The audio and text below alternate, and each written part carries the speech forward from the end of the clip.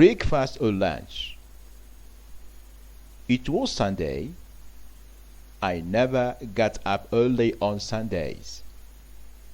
I sometimes stay in bed until lunchtime.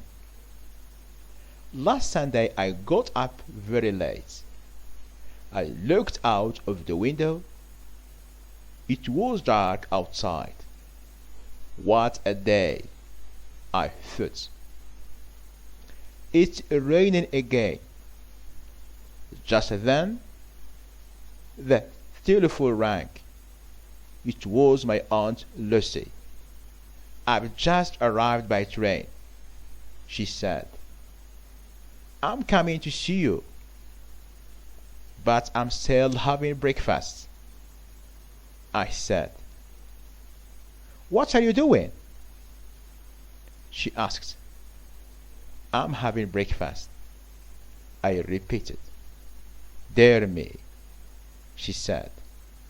"Do you always get up so late?" "It's 1 o'clock,"